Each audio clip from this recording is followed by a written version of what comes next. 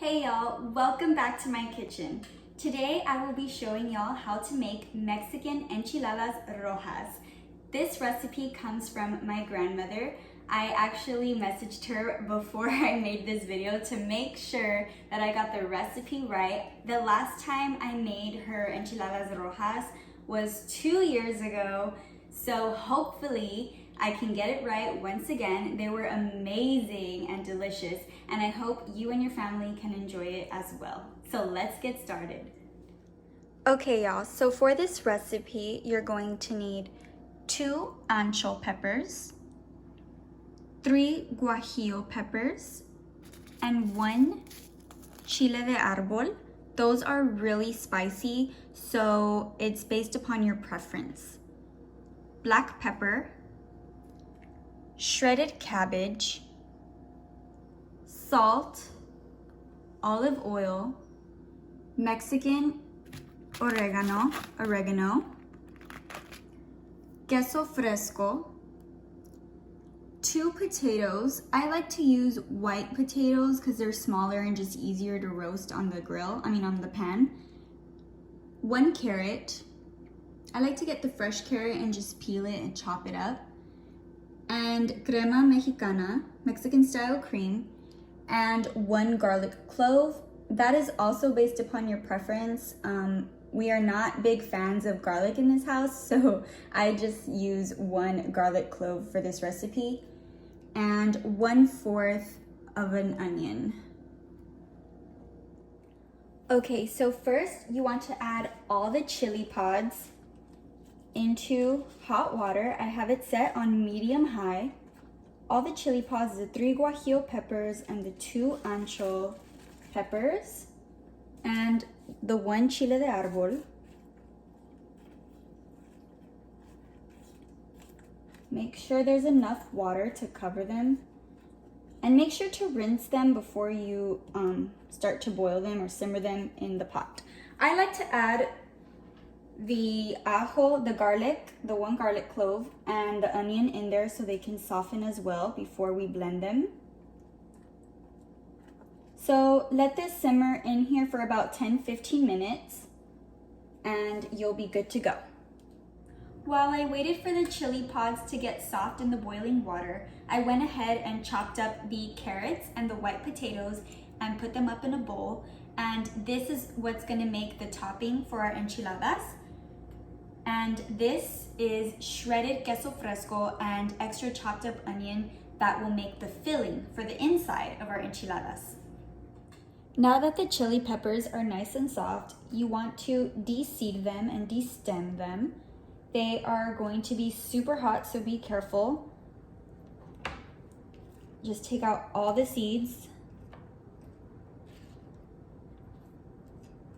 I like to keep some of them just because it gives that little spice, the extra flavor. My grandma told me to actually roast these peppers before I put them in the boiling water, but I'm kind of impatient and I just wanted to get to it, so sorry, Grandma. I'm gonna leave a little bit of the chile de árbol seeds in it just because I like spice. I know I am being messy. Okay, so the soft peppers, you want to transfer them into your blender. Be careful with the blades if you have a ninja. My ajo got really soft, my garlic clove, so we're gonna add that in there as well. My onion, my 1/4 of an onion, got super soft as well to put in the blender. I forgot to include an important ingredient, which is comino. Add that in, maybe like a little splash, just because it's very bitter, kind of strong. And I add some black pepper, maybe like a teaspoon, tiny amount. And I wish I can give y'all specific measurements, but my grandma, as every Mexican grandmother says, échale un ojito, mijita. And it's like, I don't even know what that, like, how much does that even mean? I guess it means don't overdo it, is what I'm trying to say. As desired.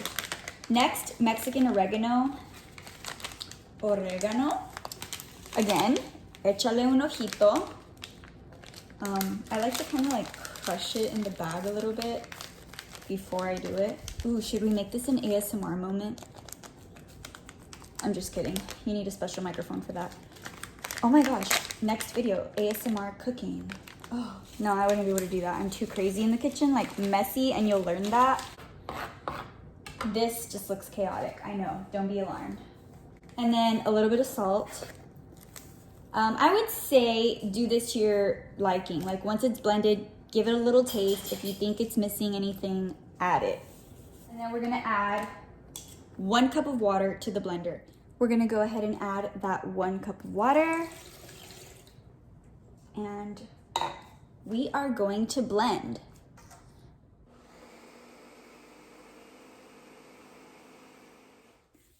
Okay, in a pan with oil, you want to go ahead and pour the sauce you just blended into the pan of oil.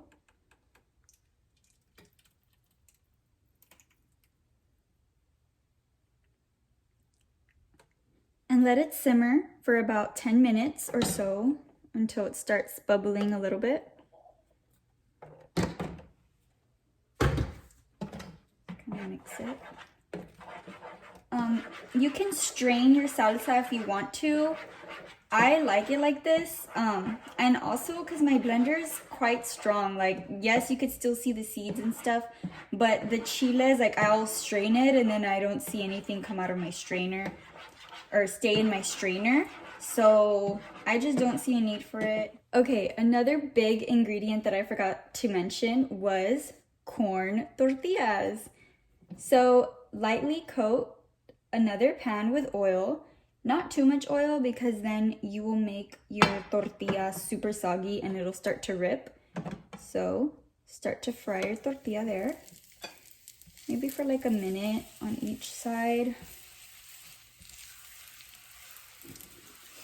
My stomach is growling, you guys. I'm so hungry.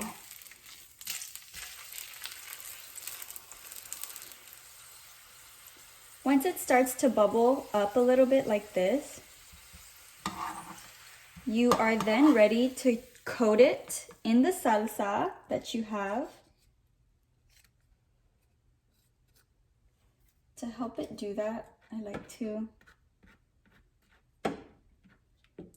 literally dip it in there, y'all. Dip it. And then you are going to transfer it on a plate and put your filling that we chopped up, the queso fresco and the onion.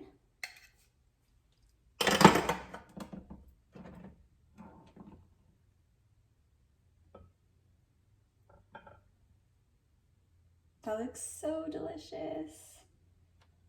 And then you're gonna go ahead and roll. Be careful because it is super hot.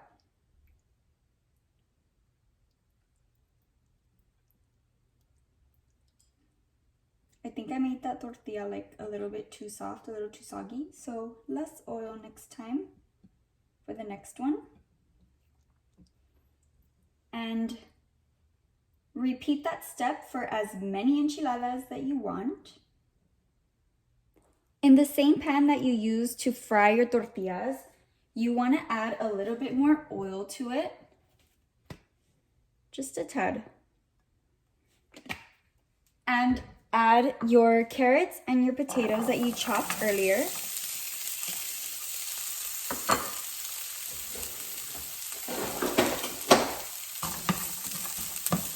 And roast them. With some salt and pepper.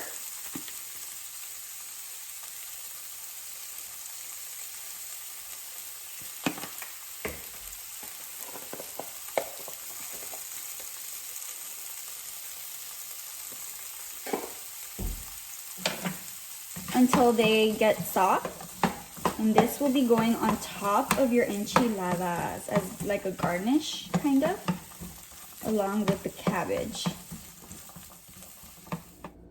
Okay guys, now that everything is all done, I will be serving the enchiladas with refried beans, and I will be adding some shredded cheese, queso fresco on it. And to our enchiladas, I will be adding the cabbage,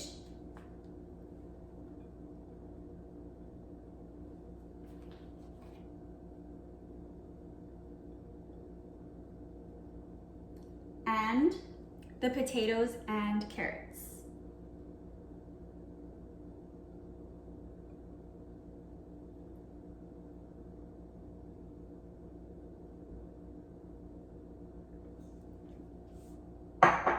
Lastly, the crema mexicana to top it all off. I'm nervous it's all just gonna like blot onto the enchilada. Okay, and there you have it. So delicious. Let's taste it. Oh my gosh, this looks so good. Okay, just get a little bit of everything in there.